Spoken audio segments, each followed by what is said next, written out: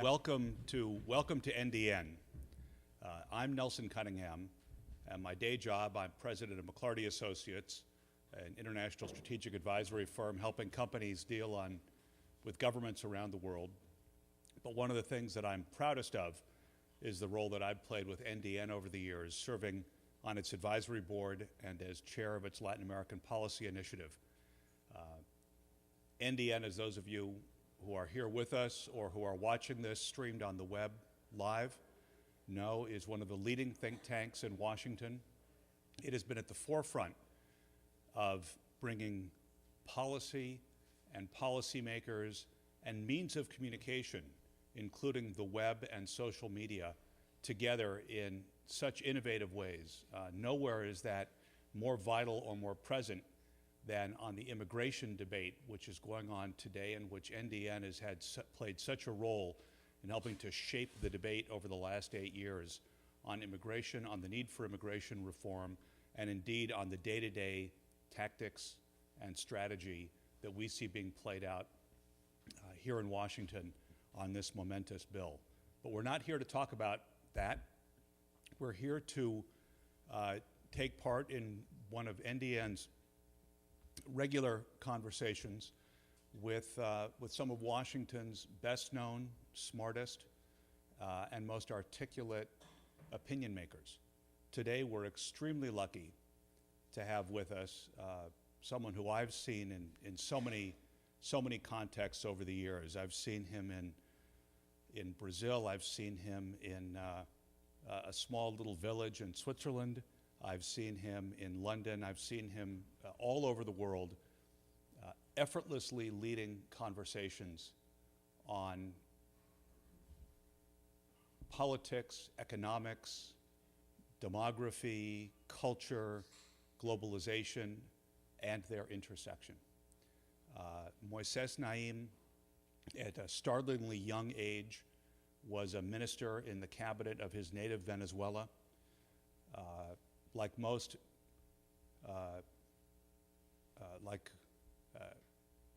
Unlike most of us, he speaks his second language even better than we do, and has over the years, in the course of getting a PhD at MIT, of writing 10 incredibly well-regarded books on economics and politics, serving for over a dozen years as editor of Foreign Policy magazine, and now at the Carnegie Endowment here in Washington, where he leads our international economic policy thinking. His impact on policy and on the way we all think and talk about the role of the United States, the role of elites, the role of governments, the role of economic growth in social development is profound. We're here today in part to talk about his latest book, The End of Power, a title that should strike fear in the hearts of anyone who has ever been elected to political office or is currently holding political office, because part of the thesis is that power has devolved. Power ain't what it used to be. And we look forward to hearing Moises spin this out and then have a conversation with us. He'll be moderated, to the extent that anybody can moderate him, by NDN's own Simon Rosenberg, the president and founder of NDN, and I'm sure we're going to have a fascinating discussion. I think we're going to start with a short film, and let's watch that, and then we'll get Moises going.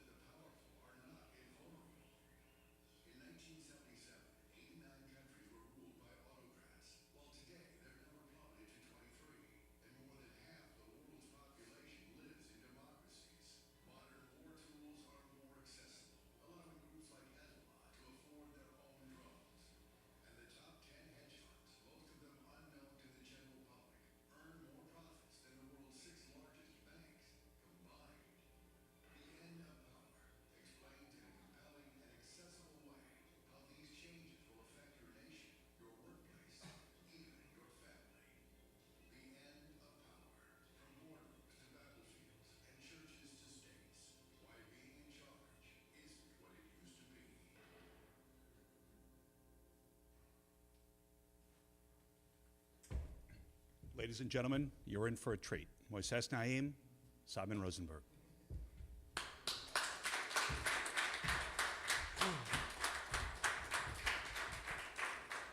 Thank you, Nelson. Thank you, Simon, for the invitation. Nelson, thanks for the kind words. Thank you all for being here. I really want to have a conversation with you, so I'm going to keep my comments to a minimum, and let's have a conversation with Simon and with all of you. You already get the sense of the main theme and the main message of the book. Perhaps all I can do now is to add a couple of questions that you may have in mind. One is why? If that's true, what I argue is that power is decaying. By that I mean that power has become easier to acquire, much harder to use, and is more fleeting. Power is more transient. That, of course, doesn't mean, and I don't mean to imply, that there are not a lot of very powerful institutions and people in the world. A block from here works one of the most powerful people in the world, the President of the United States. The chairman of the Federal Reserve is also very powerful. The president of China, the president of Goldman Sachs and Google, and others are very powerful people. And I'm not pretending that they don't have power. But what I would argue is that they have less power than their predecessors, and that what they can do with their power today is far more constrained than in the past. I would argue that also that is not just happening in one place, in one country, that is happening everywhere. And this is a global trend. And it's not just happening in politics, but it's happening in business, in war, in religion, in sports, in science, in higher education, and in the arts. Every human undertaking, every human endeavor is now shaped by these trends. And why then? Why is this happening? Well, because the barriers that shield the powerful are becoming less protective. In order to have power, you need to have a special asset that is hard to replicate by the challengers, by others that want to compete with you or want to take the power. Rivals would want to have what gives you the power. And the powerful have obstacles that make it hard for challengers to acquire it. And they have special assets. It can be that these assets are a very large army that has very sophisticated weaponry, or it can be a lot of voters that are behind a political movement or a party. It can be a company that has a huge name, a very alluring brand, or a lot of money. It could be a university that has a lot of Nobel Prize winners and a huge research budget and a big endowment, and so on. Brand names, capital, special technologies, and so on are some of the factors that provide power. And what I'm saying, and create the barriers, and what I'm saying is that those barriers are becoming less protective. And the reason for that is a whole list of factors that, to simplify and synthesize, I group in three large categories that I call revolutions. The barriers are falling because there is what I call the more revolution, the mobility revolution, and the mentality revolution, the three M's. The more revolution simply tries to capture the fact that we live in a world of profusion, in a world of more, in which there are more people and more countries, more political parties and more technologies, more medicines and more guns, more NGOs and more terrorist organizations, more religions and more labor unions, and more of everything. Pick any indicator that traces the human condition or human activity and look at what it was 10, 20, 30 years ago, and compare that number to what it is today. And you will be surprised how it has multiplied, has skyrocketed. All indicators that have to do with the human condition have skyrocketed in the last 20 or 30 years. Caloric intake, literacy, growth, material growth, economic growth. The economy today is 12 times, the global GDP today is 12 times what it used to be in 1940s.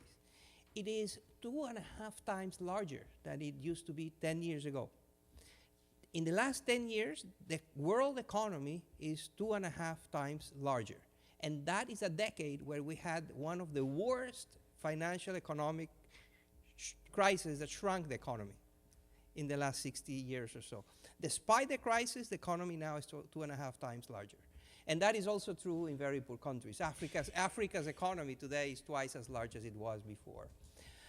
So we have more people and we have more material well-being, of course, very unequally distributed and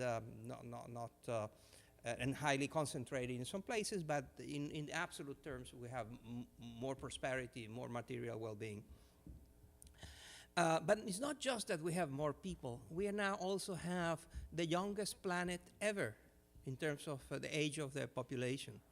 The history, since we have recorded history, we have never had so many young people living on planet Earth. Again, unevenly distributed, of course. Japan does not have a lot of young people. The United States is also graying, and Europe and Russia are also graying. But on average, in the world, there are more young people today than ever. People between 15 and 25, 30 years old. And not only there's a lot of us, much younger, but we are more urban than ever. For the first time in history today, more humans live in cities than in farms. The migration to the cities is unprecedented. In 2007, we crossed the barrier, the number in which there are more people living in urban settings than in rural areas. And we have more countries. We have 4 times more countries in the world today than we had in 1940s. We have more institutions. We have more political parties and everything else. So that's the more revolution.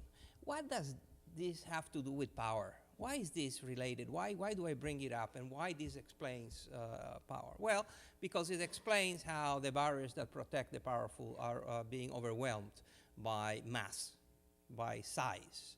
It is much harder to control, dominate, and wield power over a population that is concentrated in a city that is very well or much better educated, better informed, has better nutrition, and has more capabilities, and is larger in numbers. Zbigniew Brzezinski, who, as you know, is a very lucid observer of global affairs, recently said that in these days it's easier to kill 100 million people than to govern 100 million people. We have more technologies to kill 100 million than to govern 100 million people. And so the barriers are being overwhelmed by the more revolution. But it's not just that there is more of everything, but they move. The more of everything that we have also moves more. And that is the mobility, what I call the mobility revolution. And it is, I hope, self-evident. Everything moves more. Cargo costs are cheaper than ever. Airfares are cheaper than ever. Telecommunications costs are cheaper than ever. And people are using those, the shrinkage of distance, of geography as an impediment for moving is very important. The number of immigrants in the world that move from one country to another has increased 37% in the last 20 years. The number of tourists, people that just pack their bags and go and visit another country, has reached, for the first time in history, the 1 billion mark last year. For the first time, 1 billion people visited another country.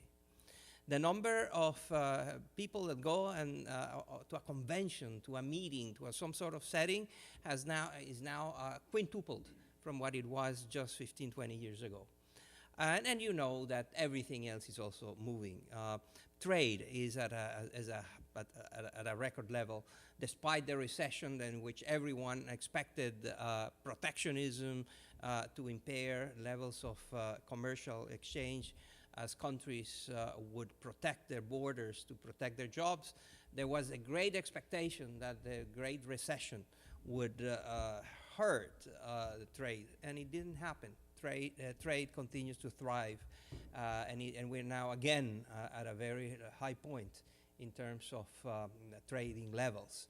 Money is moving faster and more than ever. The volumes of money moving, either as investment, in terms of foreign direct investment, or people investing in other countries' stock markets, or simply exchanging currencies.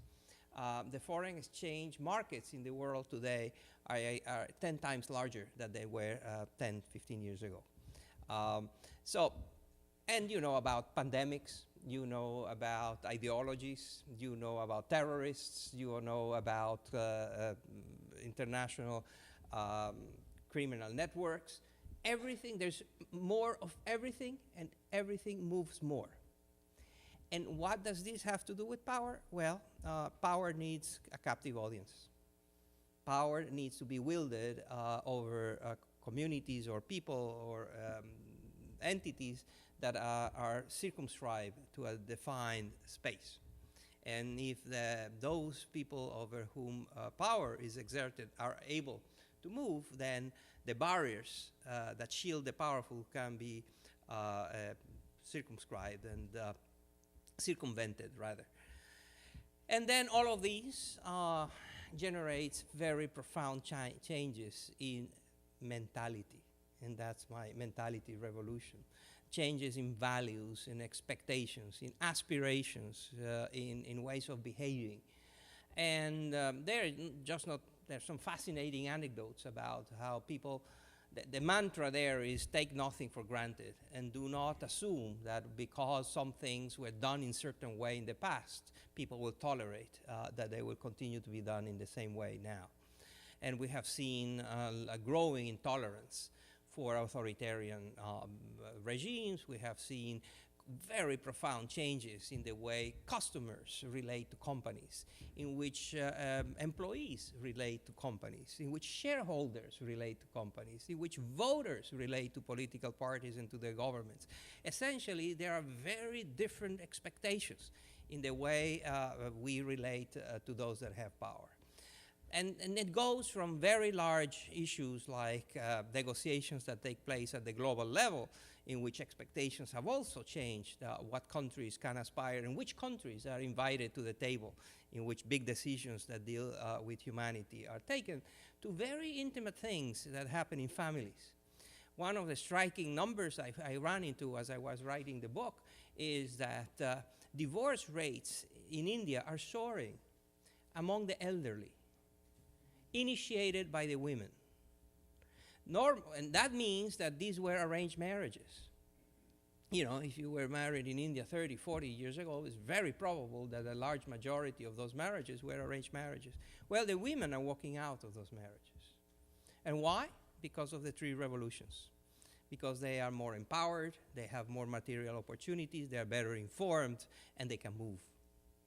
And they have changes in values, aspirations, hopes, and expectations. And they are not just anecdotes. The University of Michigan now for years, for decades, has been conducting the World Values Survey. They go around in 85 countries, in 80 countries, that essentially they survey the equivalent of 85% of humanities. And it's a world values. They ask people what they value, what they think, what they hope, what they aspire to. And so you can see how these trends have evolved in the last 2 or 3 decades, and it's striking. It's like you were surveying on different planets in terms of how people are thinking and expecting and ways of behaving. So the more revolution overwhelms the barriers, the mobility revolution circumvents the barriers, and the mentality revolution undermines them. And that creates more opportunities for what I call micro-powers, young, new organizations that are capable of challenging the traditional and established powers.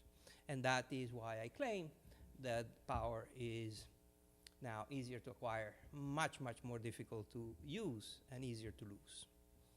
Simon.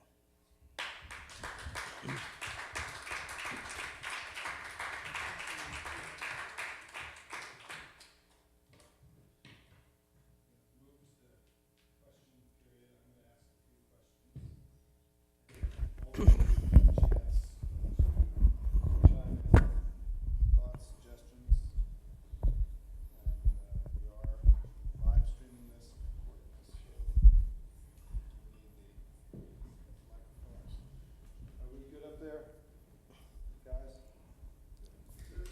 Yep, okay. Well, thank you for taking time to be here today.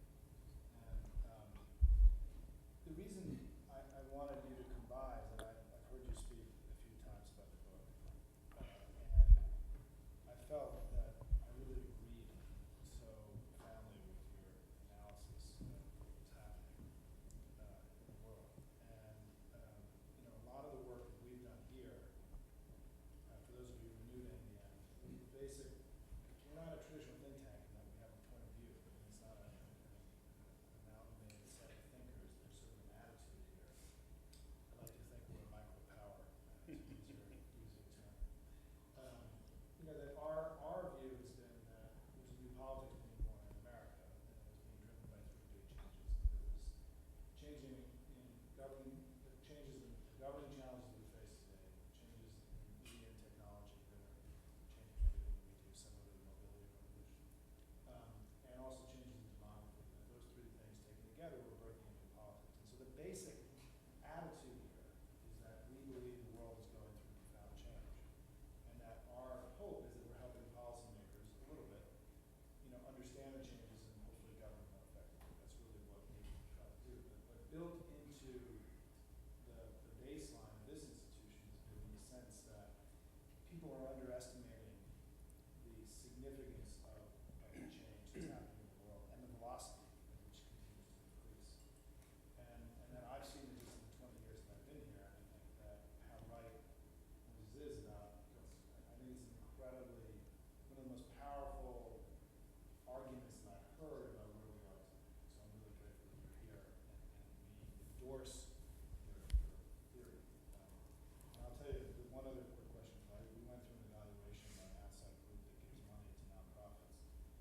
And this is a micropower example, and it's the one thing I just have to say before we end today, which is that we were compared to another organization that had 10 times the budget, 10 times the number of staff, and they said, I was arguing that they had to have different metrics than just the size of the budget, right?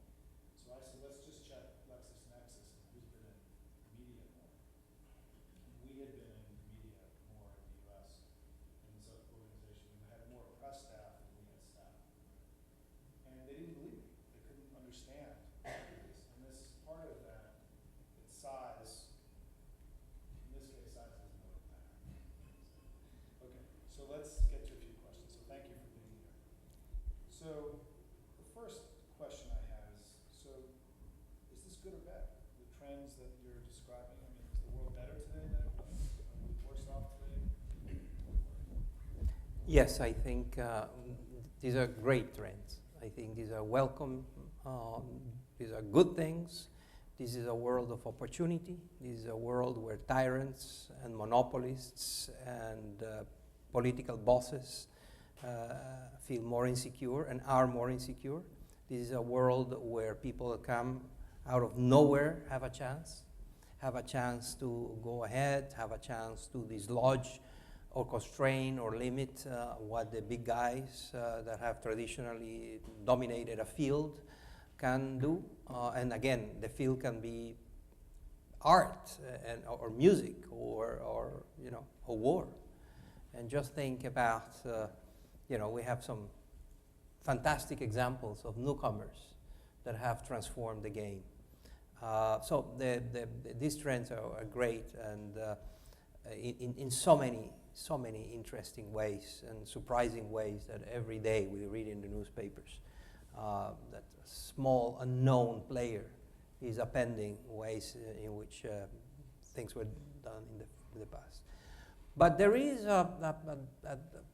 one area of great concern where these trends are not that good, or at least create a situation that needs adjustment, and the adjustment to this new reality I describe in the book is coming at a slower pace that we need, and that is local national politics. In national politics, we have seen a situation where there is a profusion of power by small groups, by individuals even, that create what Frank Fukuyama, the famed professor at Stanford now, calls a vetocracy. So democracies are becoming vetocracies, veto. They're full of centers, either individuals or organizations, that have just enough power to block the initiatives of others, but no one has enough power to push through an agenda, a program, a strategy, an action, a platform.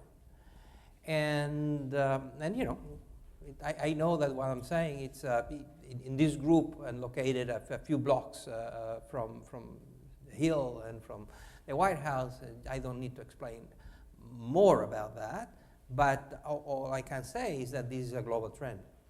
And you find it in Europe, and you find it in the Middle East, and you find it wherever politics are taking place. You have now more players that are capable of blocking, or if not completely blocking, they are capable of denying options that in the past were taken for granted.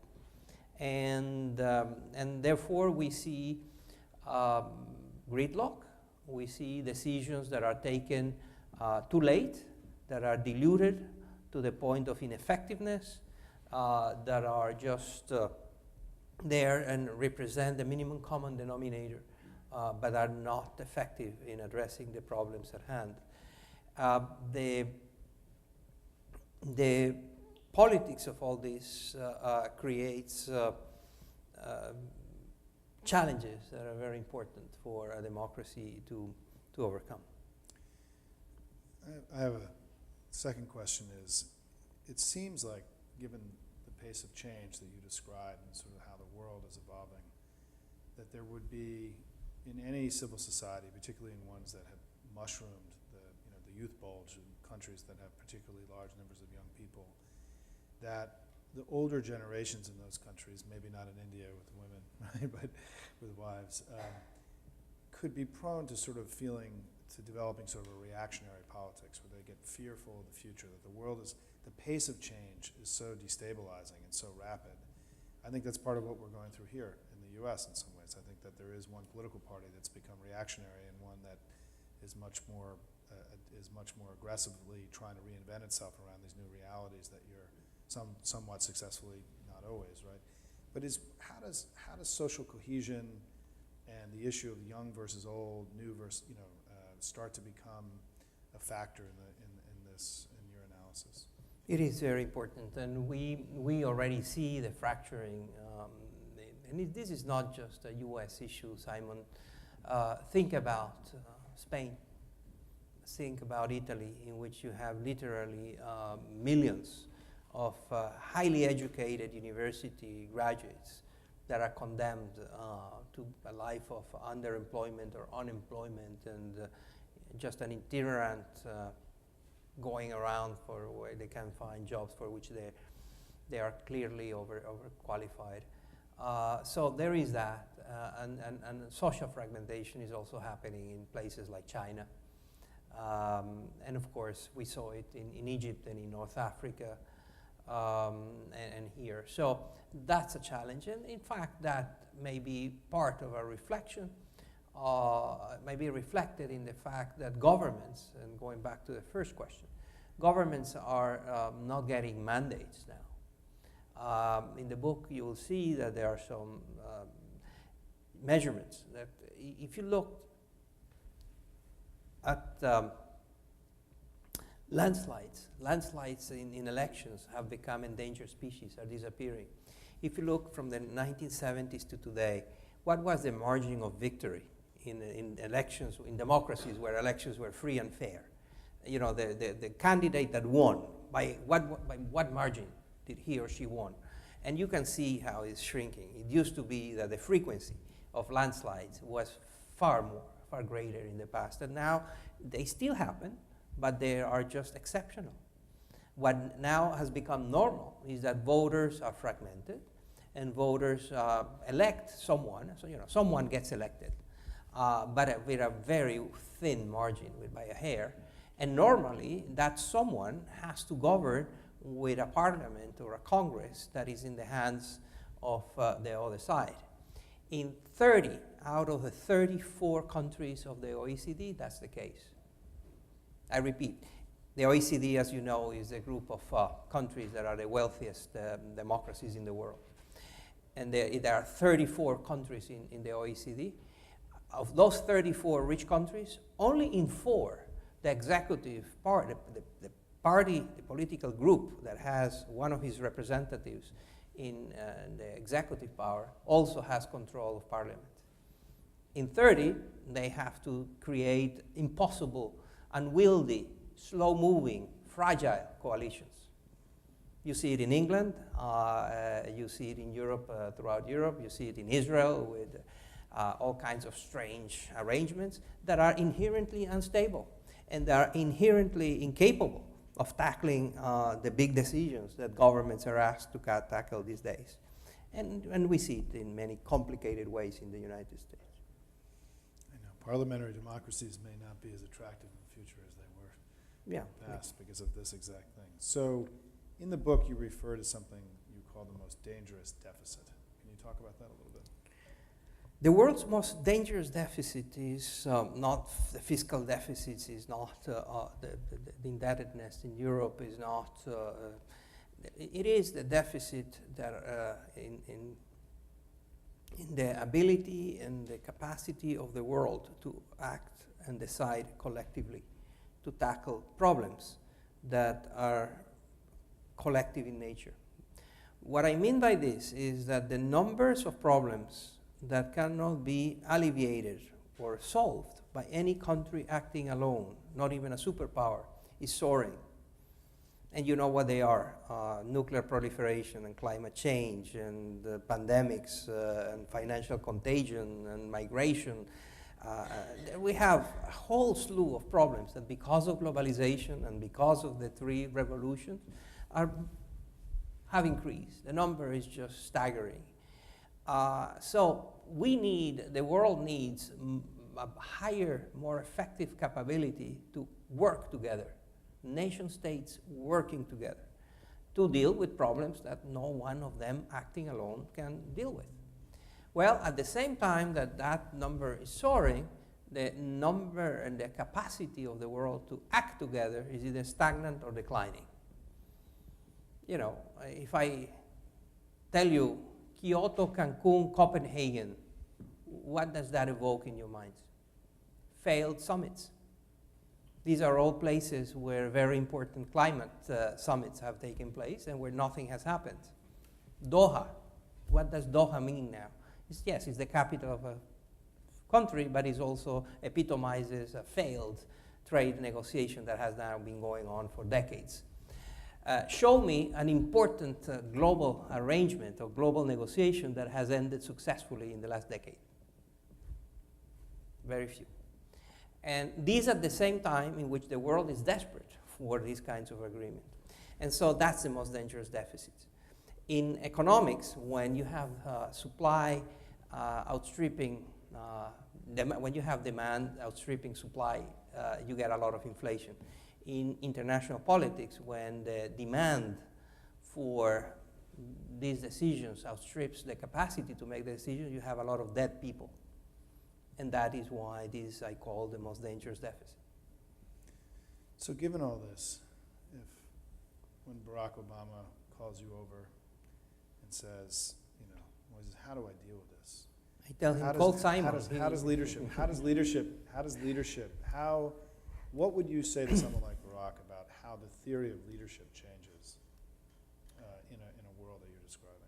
Well, first, again, it is very different if he calls me or the Vatican calls me or the Pentagon calls me or the head of Goldman Sachs or Exxon. Each of them that have a lot of power, and they do have a lot of power still. They have different contexts. But one very important idea, and I don't pretend to have a PowerPoint with 5 bullets that then says, if you invite me, I'll give you my 5 bullets of solutions. I don't have a solution. I just have an idea and avenues for where things could move and how to think about these issues. One way of thinking about these issues is understand the mantra that in the past it was all a balance of power. Now it's a balance of weakness. So be aware that your counterparts are very weak. Be aware that your counterparts are very constrained in their ability to do things and to deliver things. It may be that the Chinese leadership with whom you are dealing may agree with you, but they cannot deliver. It might be that Berner here in Congress may agree with you, and in fact he did, and they had some famously successful dinners, and it looked, remember at the time of the fiscal cliff and all of that, it looked like Benner and President Obama got along very well. And then what happened? Well, it looked like Mr. Benner couldn't deliver. It may be also that President Obama can't deliver on his side. So the mantra, and when you think about powerful people negotiating, keep in mind that this is a negotiation between weaklings.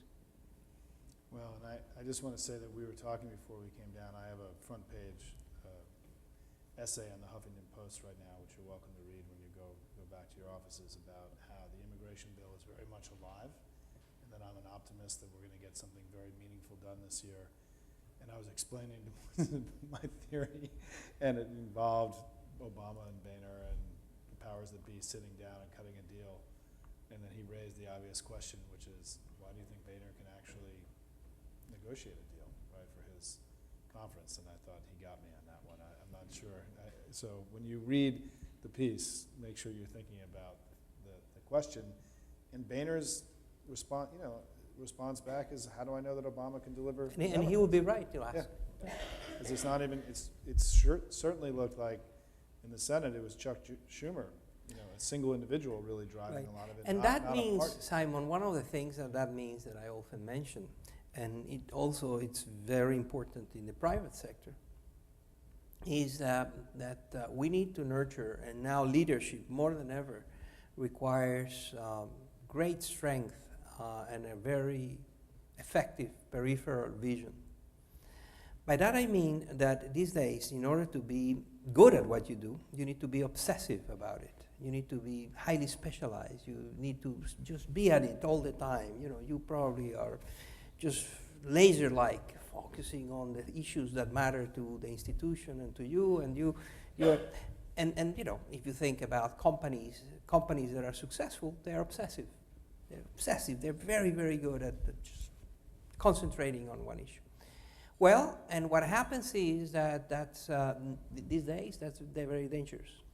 You need to do that because otherwise you're not competitive. But doing that creates blind spots that can surprise you.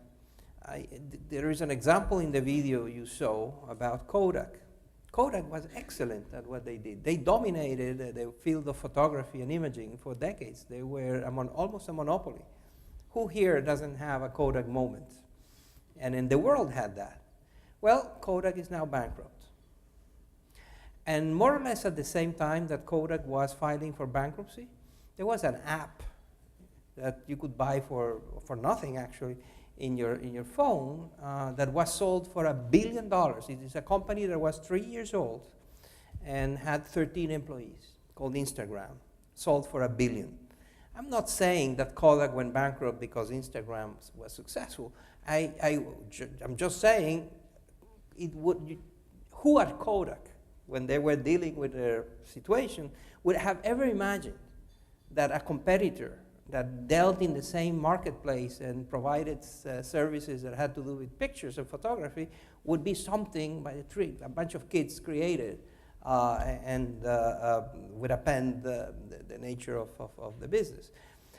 Who would have said that, I can go on and on, the Vatican, you go talk to the Vatican, the cardinals, and they are still very interested and surprised by the immense growth of new religions in Africa, in the Philippines, in Latin America, the charismatics, the Pentecostalists, the new evangelicals that are just, in Brazil in 1970, 95% of Brazilians declared themselves, they called themselves Roman Catholics. In that same census in 2010, it was like 60%. 500,000 Brazilians are abandoning the Catholic Church every year. And where do they go? They go to micro players, micro powers, new arrivals, new charismatic churches that give them things that obviously the Catholic Church cannot give. And so, you know, again, peripheral vision. It may be that the Catholic Church was looking too much and they were being very, very good at what they did, and they didn't look around. And the same with big politics. It may be that big politicians also need to develop their peripheral vision and pay attention to what's happening, not just in their area of attention, but, you know, sideways and under and, you know, diagonally, and etc. Well, one of my favorite titles of a book was Andy Grove's famous book called "Only the Paranoid Survive," about Silicon Valley and this aversion to peripheral vision argument. So let me open it up. We've got some wonderful people here. John, our handy dandy, our mic holder. What I'd like to do is, if you can raise your hand, I'll call on you. If you can identify yourself, because you'll be on the internet for all time when you ask your question, just so we know who you are, and then ask away. And so, John, yes, sir, right ahead. Thank you very much. Moises Naim with Al Mayadeen Network. It's a TV broadcasting from Beirut, Lebanon. I would like to ask you about your view of the structure of the world system now, since you are saying the end of power. Now, we are hearing about declining of power, let's say declining of United States power. Is that was a triggering factor for you to think of the notion of the end of power because of that? And you mentioned about other players, more players. Now, going back to the world system structure, who are those regional players? In what kind of world system exists now? Is it multipolar, bipolar, tripolar? What is it? And we moved from, let's say, the government or of 8 to the G8. to the G20. Is that a symbol of what you are saying? And why 20? Why not more? What was? So I will end up with asking, what is the constant source of power then that will remain unchanged over time? Is it technology? Is it military superiority? Is it strong economy? What is it? That's great questions, great questions. And so there are at least 3 questions that I can address. First, the idea of the debate about the decline of the United States and the ascent of others is an idea that I have in the book that I exhort people to get out of the elevator. I call the elevator the debate. The elevator debate is the obsession about who's up, who's down.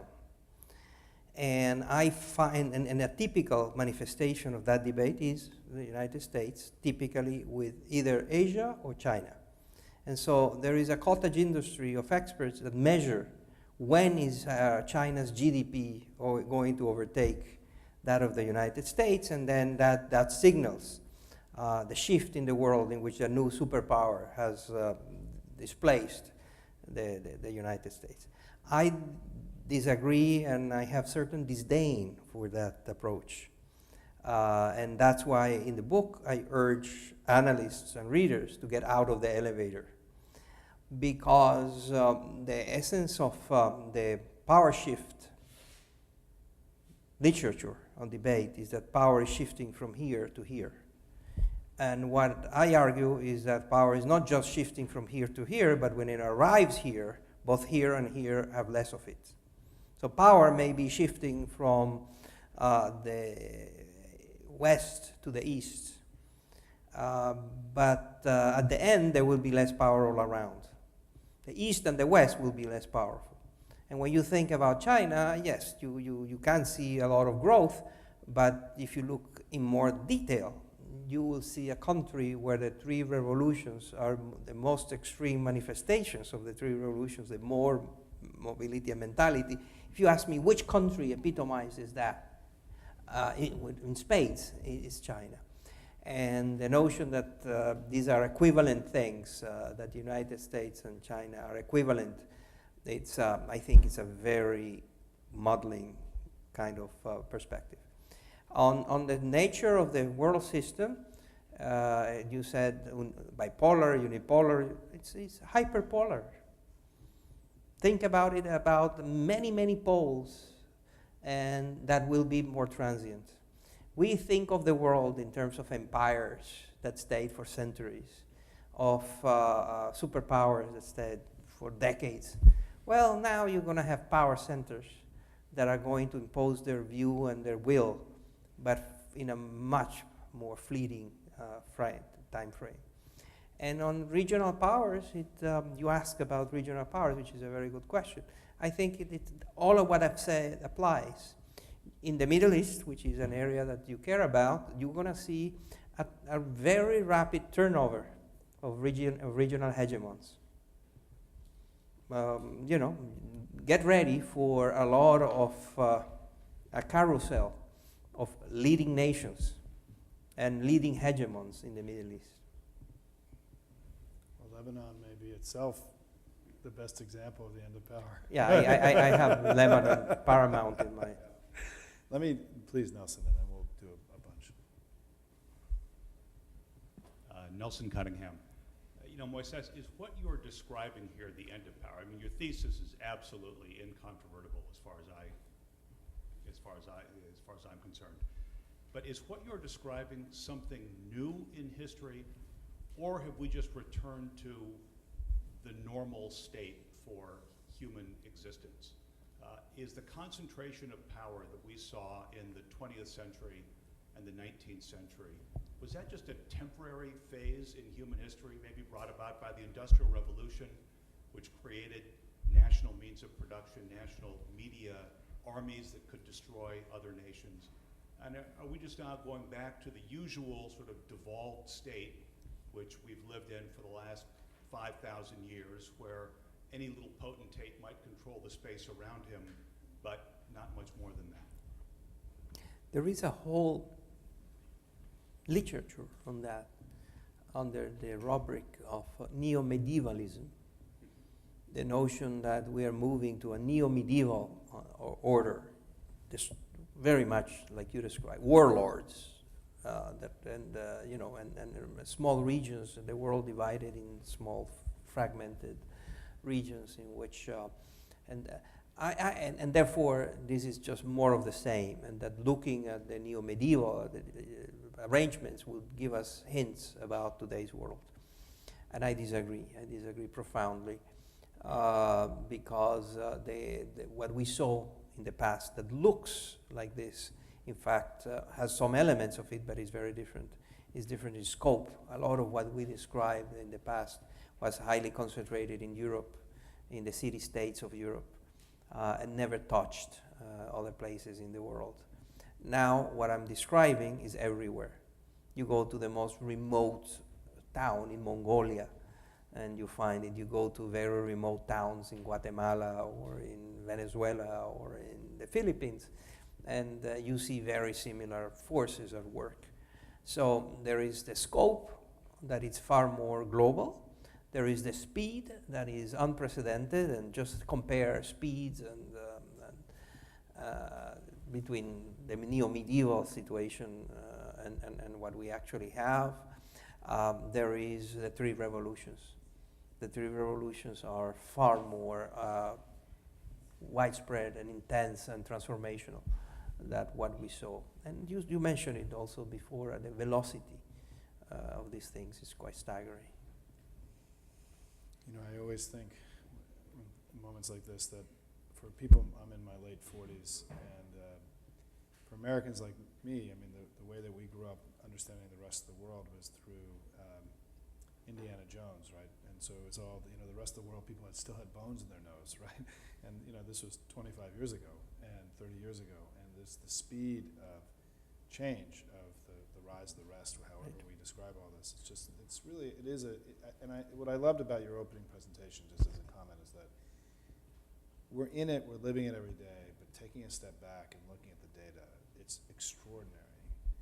And the sense of potential, right, that exists in the world today. We're not going to just have 1,000 American doctors trying to cure cancer. There's going to be 15,000 doctors, including Chinese and Brazilian and everybody else, right, who are fighting now and wrestling. I mean, the human potential that's being deployed on things like that, it's harder to aggregate power. But we now have so many people capable of contributing in the world today. It's really an extraordinary revolution in human potential. I mean, that's part of what you're getting at.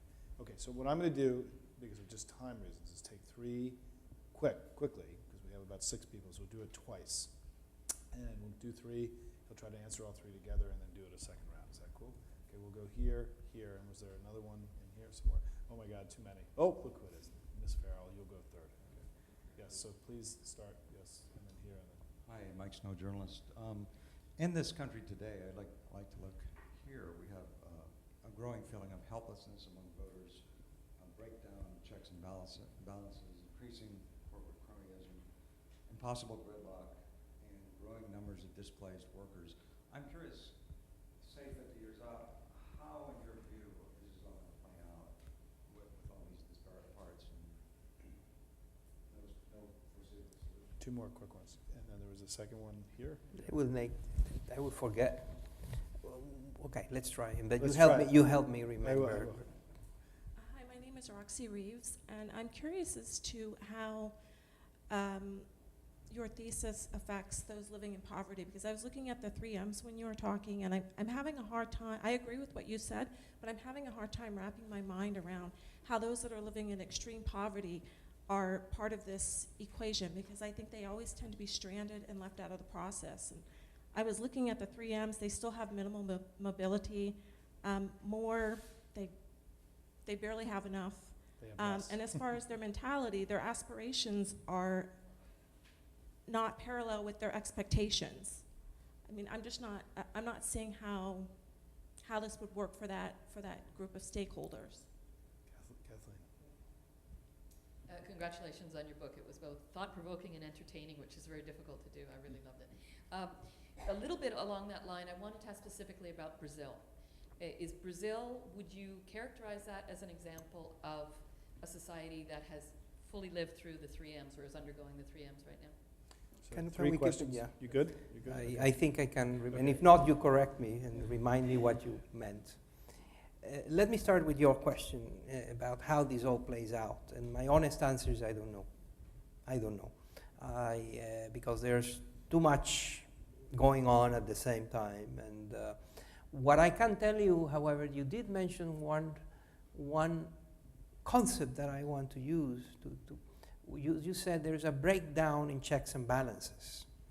Well, I argue in the book that the contrary is the case. That this country is choking on checks and balances. And that is at the source of the gridlock and the incapacity to make decisions. The checks, the explosion, the profusion, the more checks and balances is a manifestation of the fact that trust has been declining. In the last 40 years, the trust in government, trust in institutions, all kinds of institutions, and most recently even the Supreme Court has seen the plummeting respect on the part of the citizenship. So there's no trust. People don't trust institutions, people don't trust each other, their neighbors, and so on, their leaders. So what was the reaction? The reaction is to curtail all forms of power in the executive. And the legislative in many ways. And so there is this explosion of checks and balances that is now choking the country. The country is choking on checks. And you have, there was a fantastic interview with President Obama when just in the eve of the second his second term, still the election was looming, and he was very reflective. They were sitting in the residence of the White House, and the journalist asked about power and how he felt about what he could do as a president and so on. And President Obama very reflectively just told him, you see, outside there, that's a patio that was built by President Reagan. One day, President Reagan and Nancy were sitting from here and said, it would be nice to have a patio there. And they went ahead and built it. So you imagine what would happen if today Michelle and I decide to do something significant in changing the White House? You know, we have folks going on patio gate for 3 weeks, right? And that I thought was a very interesting way of talking about a different sort of checks and balances, because we have the formal checks and balances that are now written into law and into the institutional setting of the country. But we also have the president constrained by a whole bunch of other forces. On poverty and on Brazil. On poverty and how the three revolutions apply to poverty, the answer is that in the last decade, the fastest growing segment of humanity is the middle class. In the last decade has seen the lifting of people out of poverty at speeds that are unprecedented. Today in Latin America, the number of citizens that are in the middle class is higher than those that are in poverty. We have more, the Latin American middle class today is larger than the people in poverty. That is also happening in almost every emerging market that is fast growing.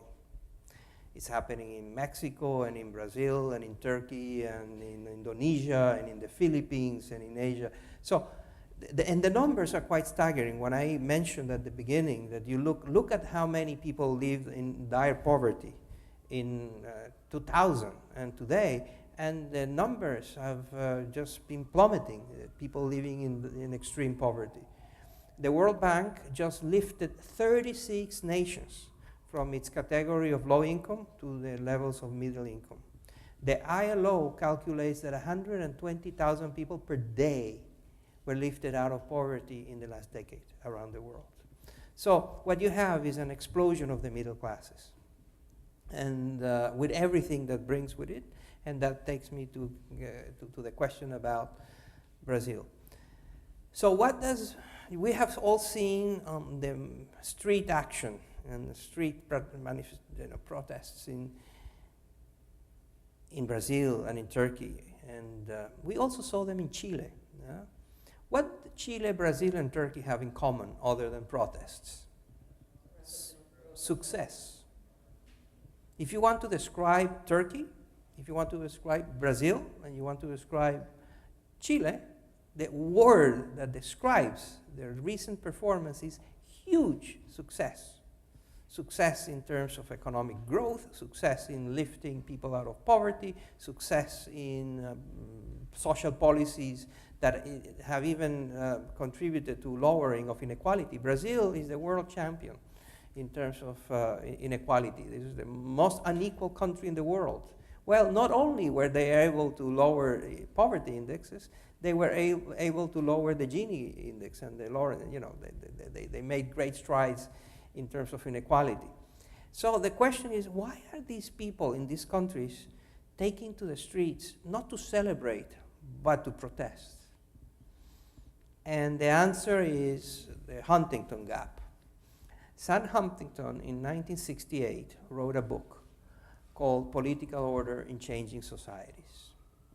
Essentially, the essence, the central thesis of Professor Huntington's book was that in rapidly changing societies, people's expectations grew at a much faster pace than the ability of the government to satisfy them. And that gap was always there. And that gap is what brings those people to the street. In Chile, Chile is a model of success. Chile is the country that is epitomizes a poor, remote country that has done everything right in terms of progress. And students have been taken to the streets and clashing with riot police now for a while. Why? Well, these students are they are the sons and daughters of the new middle class. 10, 20 years ago, they didn't go to university. They didn't have universities. Now they have universities, but they rightly protest that the cost and the quality of the universities that they have suck. They want a better quality. In China, people are protesting about the bad quality of the hospitals. So for governments, it's much easier to just go and build something and call it a hospital than making sure that what happens inside that building is health. So governments are great, better at delivering infrastructure than they are at delivering public services. And that is where the expectations of the people clash with the inability of the governments to satisfy them. Well, it was remarkable today that anyone who follows soccer, right, that the head of FIFA criticized Brazil for having democratic protests. And I guess Mr. Blatter was excited that the next two countries where the World Cup will be taking place are in Russia and Qatar. Well, there'll never be those kind of protests right on the street. Let's wait.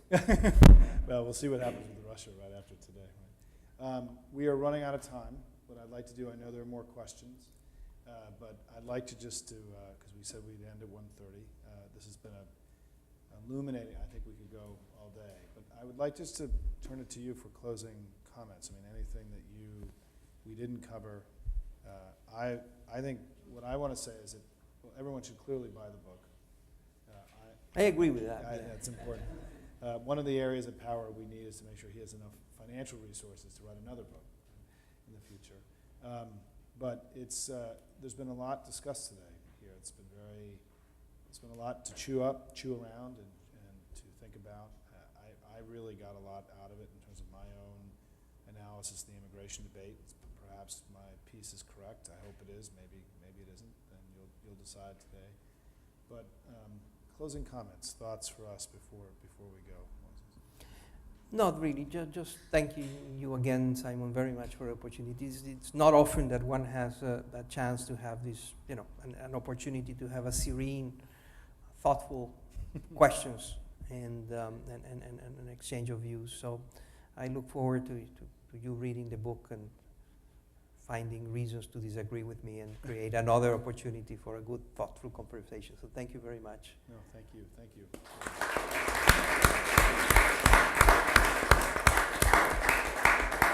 And thank you, Nelson. Thank you. Thank you, Nelson.